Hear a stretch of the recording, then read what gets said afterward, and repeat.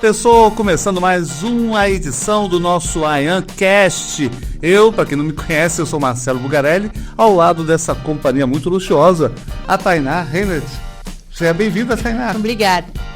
E com um convidado muito especial, o senhor Claudomir Luiz Ascari. Como é que vai, senhor? Tudo bem, Bugarelli? Prazer, satisfação poder estar aqui. E parabéns pelo trabalho que fazem aqui para a nossa querida Aya. E eu fico muito contente, que nós ficamos muito contentes com a sua presença aqui. E vamos conhecer um pouquinho do senhor. Tainá, por favor, fique à vontade. Isso aí, Claudomir, a gente vai falar bastante ainda de CREA, de como que a gente está no momento, né? O que você tem aí de planos. Mas eu queria começar te conhecendo um pouco e sabendo se você sempre quis ser engenheiro agrônomo. Quando foi que você tomou essa decisão? Como que foi o comecinho de carreira lá na faculdade? Desde criancinha? Na verdade, assim, né? Eu sou de uma época que era muito difícil estudar, não é como hoje, tem faculdade em todo lugar. Pra ter uma ideia, no Paraná tinha 4 faculdades de agronomia.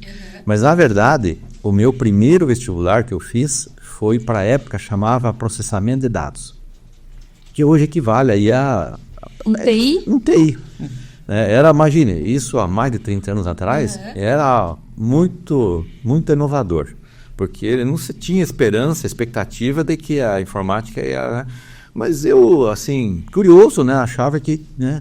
E, enfim, lógico, eu fui em Curitiba, numa federal para fazer, eu não passei. Não teve jeito, imagina, com um segundo grau do interior, e sempre em escola pública e tal. Mas, assim, daí fui curtir trabalhar e acabei ficando 2 anos sem estudar para fazer concurso. Achei que ia parar por aí, trabalhava em banco e aí, um belo dia lá, um dos amigos falou, continuar a estudar, então, enfim, história um pouco longa, mas eu acabei indo para Passo Fundo, transferido no banco e comecei a fazer cursinho, e no meio do caminho foi despertando, né, porque meus tios eram do interior, né, a cidade pequena, ela tem essa tradição do interior. Foi o primeiro engenheiro da família, não? Sim. E aí, eu acabei fazendo vestibular por lá, me dediquei para fazer numa federal, devido à situação financeira também, e acabei indo para Pelotas, mais para o sul ainda, longe de casa. Na época não tinha celular, não tinha nada, muito pouca comunicação. Enfim, fui a Pelotas, fiz o curso de agronomia dessa maneira aí. E apaixonei por esse curso e acabei voltando para o Paraná. E logo no começo, né, um trabalho... já com multinacional, eu consegui um trabalho multinacional. Isso eu sempre falo quando os alunos me convidam, professores, para falar nas universidades, que eu consegui isso porque eu fiz estágio desde o primeiro semestre. Você parou de trabalhar no banco para entrar na universidade ou você foi levando os dois aí meio junto? Isso aqui também, assim, eu consegui até o começo da faculdade, porque período integral. E o banco, na época, tinha um trabalho noturno, que era de compensação, digitação, e aí eu conseguia, né? Mas era uma jornada dura, porque a aula era de manhã das 8, eu era no campus, né? 8 até o meio-dia, depois à tarde também. Eu voltava às 18 horas, dava tempo de tomar um banho, 20 horas entrava no banco e era 6h15, 2h15 da manhã. Época que bancário acabava o expediente, mas tinha expediente interno que podia até... Na verdade, o meu turno era noturno, né? Então... Das 20 horas às 2h15. E aí foi. Então, jovem e tal, você aguenta, né? Só que era assim, era duro porque a faculdade de agronomia não é fácil, é uma faculdade difícil. E eu tinha que, em alguns momentos, fim de semana, sem chance de muita diversão, tinha que estudar. E em época de prova, eu tinha que escolher algumas disciplinas que estavam melhorzinho e faltar para ficar estudando. Porque o trabalho não podia faltar, senão eu perdia emprego, né? E aí foi indo, né? E aí, no segundo semestre, não deu mais, porque daí eu tinha que definir, né, para formar no tempo e tal. E aí fui para casa de estudante.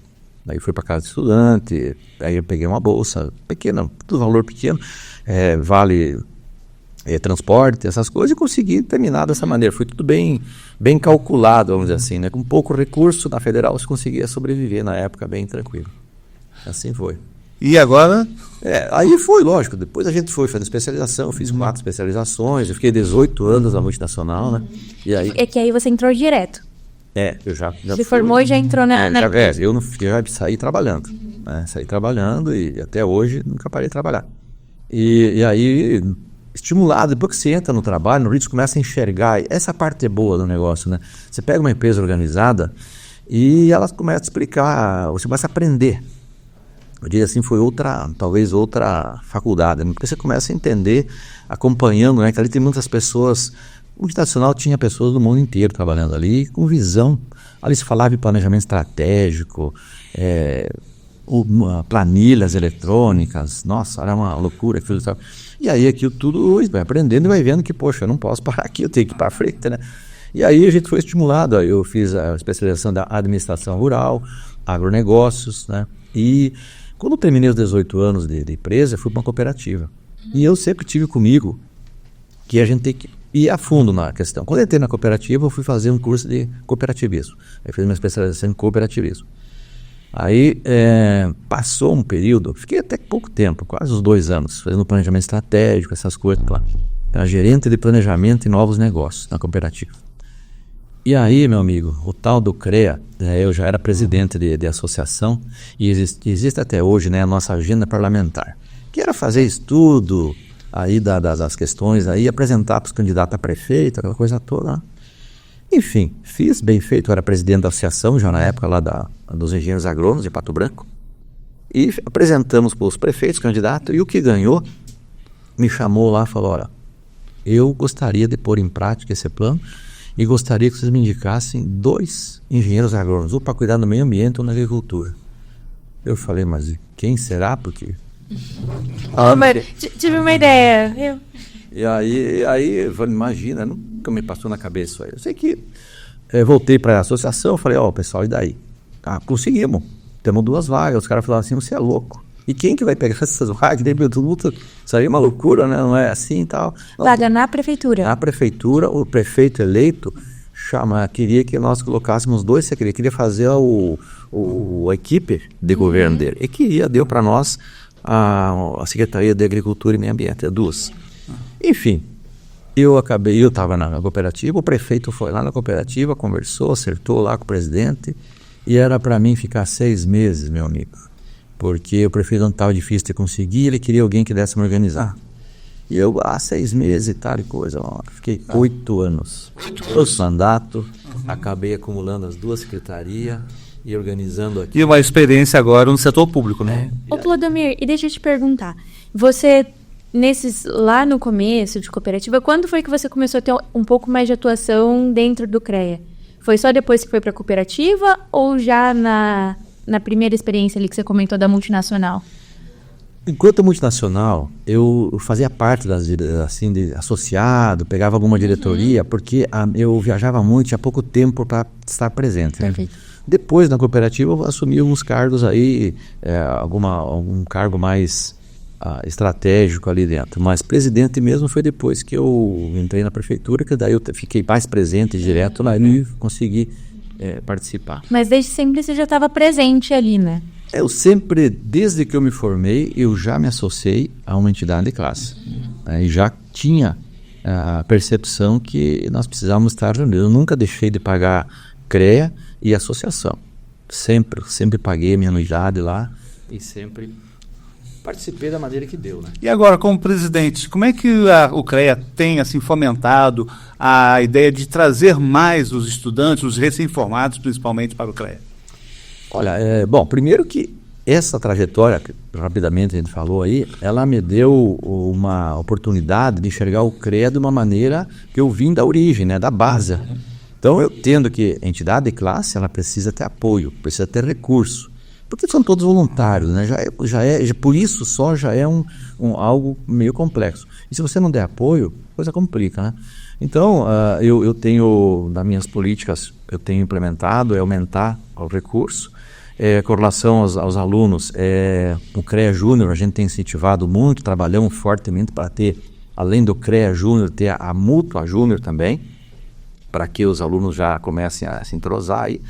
Enfim, a gente estou procurando fazer assim, uma integração do aluno ao profissional, ao professor, e também a gente ter oportunidade de ir para a sociedade. Então eu tenho feito muitos programas que integram aluno, professor com essa agenda parlamentar, com nossas prefeituras e Estado, e olhando para a sociedade. Porque o CREA ele tem um papel extremamente importante, que é acolher os profissionais, sim, mas o principal desafio nosso é a defesa da sociedade. E para nós fazer a defesa da sociedade, nós temos que ir junto ao Executivo. Nós temos que dar apoio ao Executivo. O Executivo é prefeito, é governador, os vereadores na compilação de leis. Então a gente tem trabalhado fortemente nessa... Que a manifestação do CREA tem um peso na sociedade, né? Um posicionamento do CREA, um comunicado do CREA sempre dá um peso em qualquer situação. Você sabe que cada vez eu me impressiono o tamanho da confiança que a sociedade tem. Eu não tenho como medir isso, né? Mas quando a gente se apresenta como CREA, a conversa muda. É uma entidade de 90 anos que ela tem 180 títulos profissionais aqui no Paraná, 100 mil profissionais, 25 mil empresas cadastradas aí e profissionais da mais alta categoria, em todos os níveis. Então, de fato, né, olhem as obras que nós temos aqui no nosso estado. Pontes, nossa Itaipu, que é um exemplo para o mundo, as edificações, a nossa agricultura. Nosso estado é o lugar no mundo que mais se produz alimento por metro quadrado. Não existe no mundo nenhum lugar. Graças a essa quantidade de profissionais e os agricultores, essa parceria, né? Mas tudo isso devido aos profissionais e a essa rede, esse capital intelectual que nós temos aqui no nosso estado. Clumico, e em relação à fiscalização, como é que está a fiscalização? O que vocês têm observado? Tem muita irregularidade ainda? Olha, a fiscalização, esse é talvez o papel principal do CREA. Inclusive o tema desse ano, primeiro ano de gestão minha, foi quem fiscaliza, cuida. Mas qual que é o objetivo de você fiscalizar uma obra, fiscalizar um parque de diversões, enfim, fiscalizar qualquer coisa? É cuidar da saúde, da integridade, da segurança de quem está lá. Porque se pega qualquer profissão, vamos pegar aí os profissionais da engenharia de segurança do trabalho. Você não vê toda hora cair num operário desses edifícios enormes que temos por aí. Acabou isso aí. Reduziu o período de afastamento, aumentou a longevidade de profissionais capacitados para trabalhar, graças à fiscalização e aos profissionais terem se empenhado. A qualidade de ar, que a gente já melhorou bastante, mas temos que melhorar muito ainda. Enfim, a fiscalização, o trabalho, né, é a nossa ação principal e nós vamos aumentar ainda mais, mas não é o objetivo de arrecadar. A população tem que entender que não temos o objetivo de aumentar a arrecadação. Quanto mais nós fiscalizamos, mais aumenta a segurança. Não é agradável, não é seguro, você não se sente bem quando você entra no elevador e tem aquela tarjazinha vermelha lá, ó, que o fiscalizado pelo CREA e o engenheiro mecânico com o número do CREA dele. Não te dá uma sensação? Te dá uma sensação de segurança, te dá uma sensação de constatação do cuidado. Agora, você imagine se não tivesse isso. Eu acho que ainda a palavra fiscalização assusta um pouco, né? Quando vem de fiscalizar e tudo, mas é justamente isso que você falou. A fiscalização surge justamente para proteger os bons profissionais e a sociedade. Bom. Eu acho que exatamente, ela valoriza o profissional, porque hoje as nossas instituições, cada vez mais capacitadas, elas têm o que tem de melhor no mundo. Ela entrega um conteúdo muito bom para os profissionais. E eles transferem isso nos seus projetos, materializam, na verdade, sonhos de valores que a população paga, impostos, vai para os governantes e retorna para a população. Então, a fiscalização nada mais é do que dar essa condição de que isso seja bem feito. Nós não podemos aceitar uma obra mal feita, porque o pessoal costuma dizer que é de graça. Não é de graça. É pago com o nosso dinheiro e bem pago. Caro. E bem pago. Então, nós não podemos aceitar isso. Acho importante também para o empresário ou a pessoa que está fazendo uma obra, né, saber que, tendo a fiscalização do CREA, está valorizando também o próprio agir dele, né, a própria construção dele, a própria obra. Exatamente, uma coisa puxa a outra, né? Eu vejo que todos saem ganhando. população, o profissional, o empresário, porque o pessoal às vezes fala assim, poxa, coitadinho do pequeno empresário ali, vem montar uma roda gigante aí na praça, os caras vêm ali fiscalizar, mas é aí que pode acontecer um acidente. Se acontecer um acidente com uma criança, o que vai acontecer com esse empresário, esse pequeno empresário? Ô Clodomir, você falou que o tema, né, de 2024 foi esse, quem fiscaliza cuida. E qual que é aí a palavra de ordem para 2025? Olha, a gente está com o planejamento, agora do último mês, já fazendo um alinhamento aqui, mas nós vamos continuar forte nesse quem fiscaliza cuida. Sim. E nós estamos dando um passo já desde janeiro e agora mais forte na inovação e tecnologia. Vamos falar um pouquinho então sobre inovação e tecnologia. O que o senhor pode adiantar para a gente? Bom, primeiro que eu estou fazendo desde janeiro uma migração em todos os nossos processos. Migrando tudo que é numa migração, numa plataforma mais robusta, mais moderna, que aceita a conexão com tudo que tem de mais moderno no mundo hoje. Estou trabalhando, fazendo convênios com hubs de inovação no estado. Todas as grandes cidades, enfim, onde temos oportunidade. Recentemente eu assinei um convênio com a PUC, a Hot Milk, com o objetivo de integrar o nosso público, os nossos profissionais, fazendo hackathons, enfim, criando alternativas, soluções mais inovadoras para atendimento aos nossos profissionais. Criar também oportunidade aos profissionais para terem acesso a esses ambientes de inovação e tecnologia e para a sociedade. Então, um exemplo da sociedade, nós estamos trabalhando numa ação junto com a Assembleia Legislativa para fazer a fiscalização do modelo aí do atual das concessões dos pedágios. Onde nós estamos criando um aplicativo para que a população saiba se aquele trecho está dentro do cronograma, se tem engenheiro de segurança, se tem engenheiro rodoviário, quem são os responsáveis técnicos, qual é o prazo de conclusão daquela obra, se está acontecendo acidentes aí. Então a gente está fazendo junto com essas... Novas concessões agora, né? Temos 6 lotes de concessões, que o último está sendo licitado agora. E a convite da Assembleia, que nós temos também a nossa frente parlamentar instalada, e nós colocamos como desafio também fazer isso. Então, isso precisa de inovação. Nós vamos precisar fazer conexão com satélite, com muita inovação.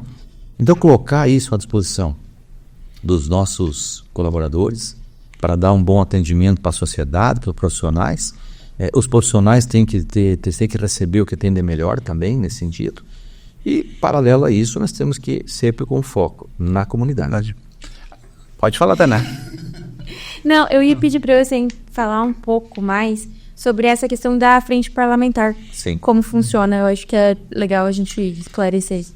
A frente parlamentar foi uma ideia surgida na gestão do presidente Ricardo, que me antecedeu. Eu era diretor e fui coordenador da primeira frente parlamentar quando surgiu, porque também com a minha experiência de secretário, envolvimento na política, a gente sabe que todas as ideias, elas surgem de uma forma técnica e a gente se preocupa muito com isso.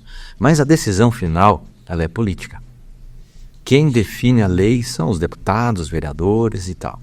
Então a gente entendeu que nós precisávamos estar presentes na Assembleia Legislativa do Estado do Paraná e também nas câmaras, estimulando as associações a participarem de reuniões e discussões que tenham a ver com as nossas profissões.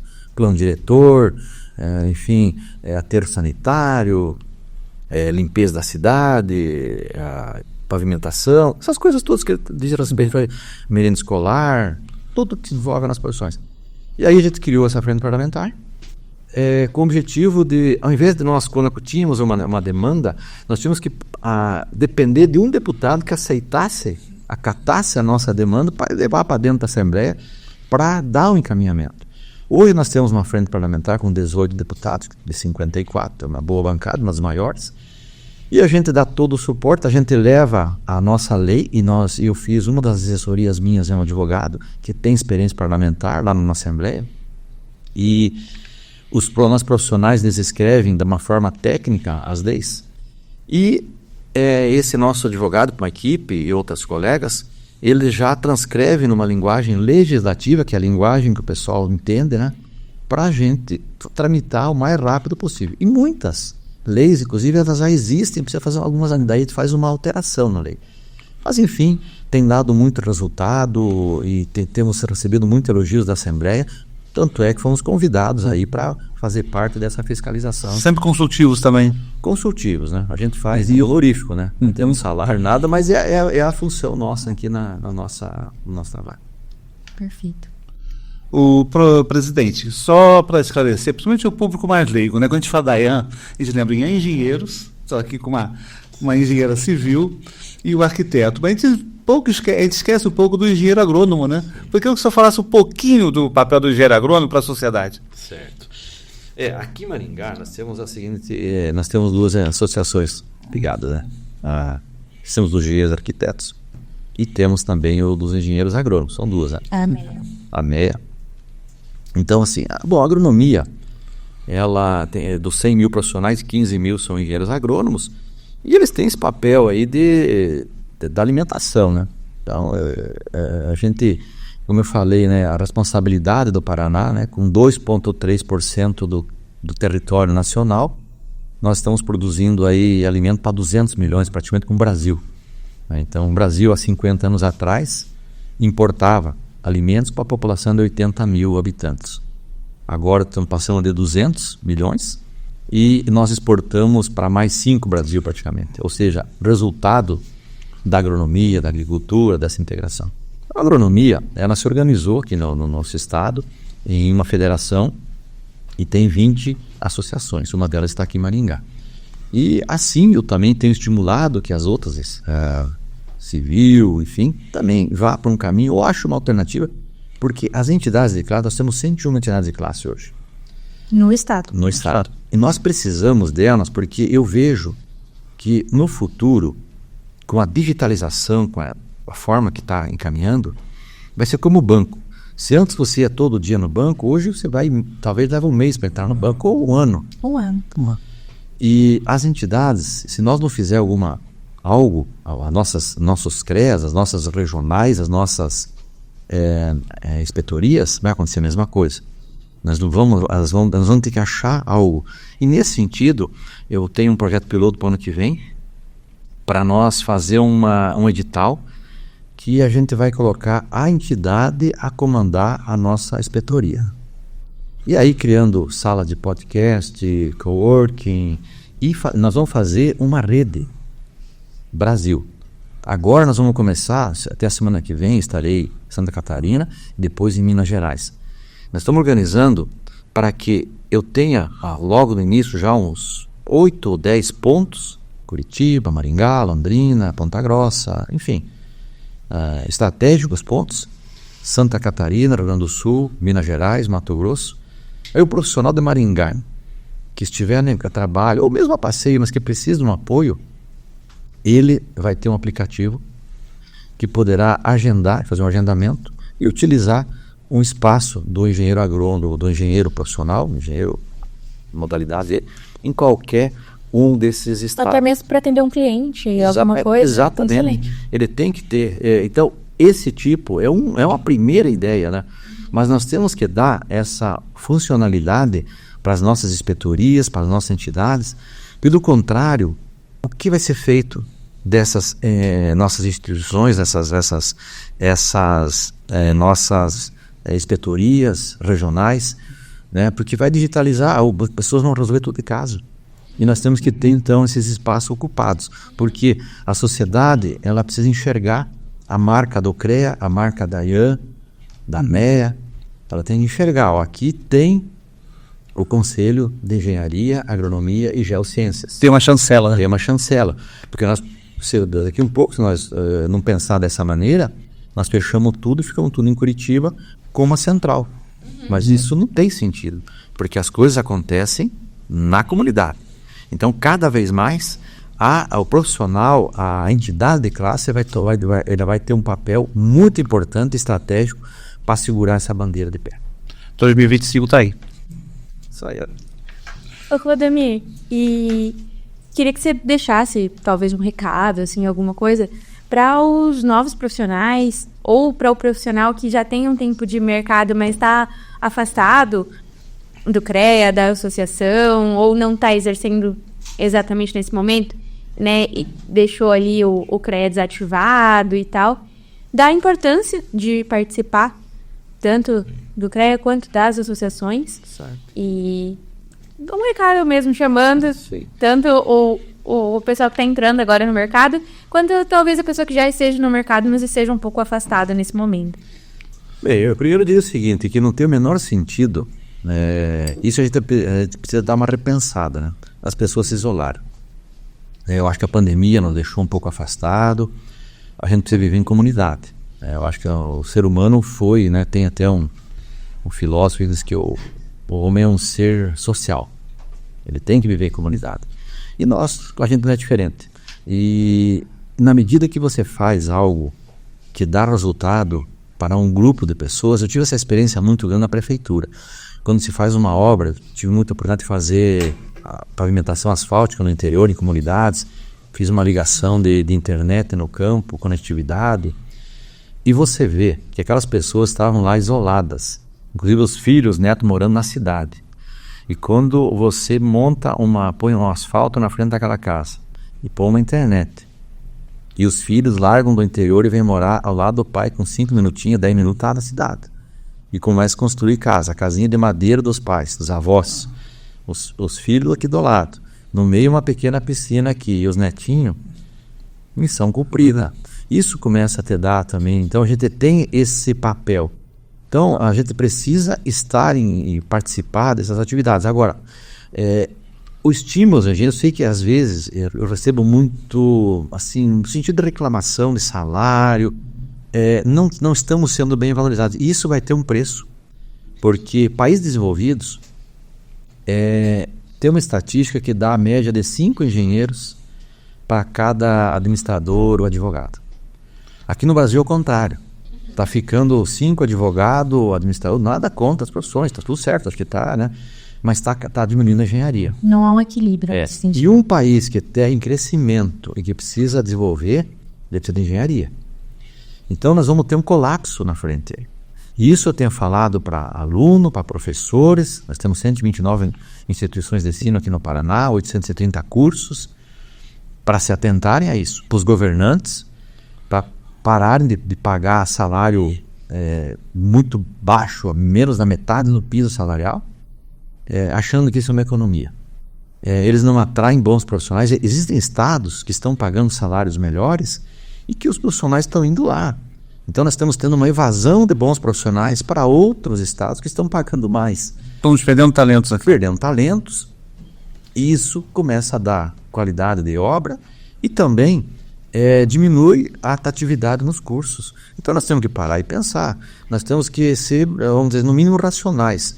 Remunere de forma adequada, estimule a ter bons profissionais e cursos, né? Enfim, é uma luta fácil.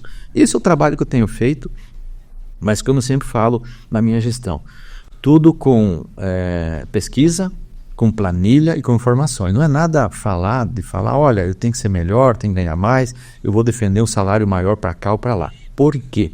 Porque precisa engenharia para desenvolvimento de uma nação, de um país, de um estado, de um município. Sem isso, se o prefeito não entender isso, se o governante não entender isso, paciência, ele vai pagar um preço muito alto, ele não vai ter projeto, ele não vai conseguir captar recurso e vai ser uma cidadezinha pequena, medíocre, suja, abandonada, e a população triste, porque ela vai abandonar ou vai viver numa forma desorientada, né? Porque um prefeito que não tem uma cabeça dessa maneira, pensando assim, infelizmente a população também desista dele, né? Essa sua passagem pela gestão pública te ajudou muito também, né? A ter essa visão macro da... A gente é o seguinte, imagine 8 anos falando com pessoas, né? E eu sempre me coloquei, sempre fui muito... Eu usei muita empatia, né? Eu sempre procurei, quando eu atendo uma pessoa, eu olho para ela como se fosse a minha mãe, meu pai, o meu irmão, né? Então, quando você se coloca nesse lugar, você tenta resolver. E isso realmente me deu muita experiência, muito conhecimento. Lógico, tem muita coisa para aprender. Eu não estou aí para dizer assim, eu sou o melhor cara do mundo, mas inclusive quando nos últimos dias, né, eu estava despedindo lá da prefeitura, né, estava tocando, né, prefeito, alguns repórteres, né, pedindo para a gente assim, né, entrevistando da experiência e tal. E uma das perguntas que me fizeram foi que se eu tinha me arrependido. de ter sido... De ter trocado a carreira do corporativo pelo... A resposta ela foi muito simples, né? Eu falei assim, olha, financeiramente foi o pior negócio que eu fiz na minha vida. Mas eu faria tudo de novo pelo prazer, pela satisfação, pela alegria, pela realização. Foi o momento que eu mais me realizei como ser humano, né? Independente de ter sido profissional do curso. Foi lá. E deixei como desafio de que, minha opinião ainda hoje, que todas as pessoas, elas deveriam, uma vez na sua vida, ainda na fase produtiva, como se fosse o serviço militar, servir numa área pública 1 ano, 6 meses, servir no município, estado, federal, na sua atividade. Resumindo, a gente entende que a experiência que eu tive é que as pessoas não conhecem da gestão pública, do comportamento do cidadão da sua cidade. E uma coisa que eu sempre comentava, né, e aprendi logo, né, porque para mim começar a administrar, eu tive que estudar as leis das minhas 2 secretarias, Meio Ambiente e Agricultura. E eu percebi, eu morava, nasci na minha cidade, eu não sabia nada das leis do município. Os códigos. Olho de postura. E por isso que muitas vezes você vê umas coisas assim desagradáveis que a população faz. E aí eu comecei a pensar, mas ela não faz por maldade. É porque, infelizmente, não sabe muitas coisas, né? A pessoa troca lá um sofá, o fogão, joga na frente da casa. Não pode. Pinta, joga lata de tinta lá na frente. Tem tudo uma política de recolhimento da reverso, né? Da logística reversa. Tem tudo em lei, gente. E, enfim, então a gente precisa fazer com que as leis, os códigos de postura, cheguem a todas as pessoas, a mais humilde, a mais simples, a mais... Porque não até passaria pela educação também, né? Que sai pelas crianças, que possam ensinar os adultos, pai, tá errado esse negócio de jogar um colchão ainda. Eu diria que talvez as escolas teriam que ter uma disciplina que, olha, você mora aqui, meu amigo, no condomínio.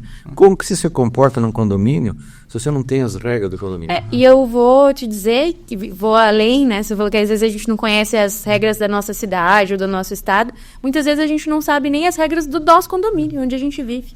Todo mundo recebe bonitinho ali e tudo, e fica lá. Vamos dizer, a coisa que sabe que não pode fazer barulho depois das 10. É só na hora de já uma confusão com o vizinho, vem e leva. Ou ele aprende quando o vizinho reclama lá, tudo ele vai dar polícia, ele aprende. Gente, nós estamos aqui nesse nosso podcast, AyanCast, eu, Marcelo, Tainá. Muito prazer em conhecê-lo. Muito obrigado por estar aqui. Lembrando também que esse podcast é um programa que só é possível pelo edital de fomento do CREA Paraná. Flamengo, muito obrigado. Obrigado, foi um prazer. Agradecer a toda a diretoria aqui da IAN e me colocar à disposição. Sempre que precisarem, o CREA é um conselho que está aí para fazer a defesa da sociedade. Mas precisa da ajuda de vocês, lógico, aqui da IAN, das nossas entidades, mas eu fico sempre à disposição e aberto a contribuições também para melhorias do nosso sistema. Um grande abraço. Obrigada, presidente. Se deixar, a gente fica aqui um tempão, né? Obrigada, Marcelo. Eu que agradeço. Gente, até o próximo podcast, AyanCast.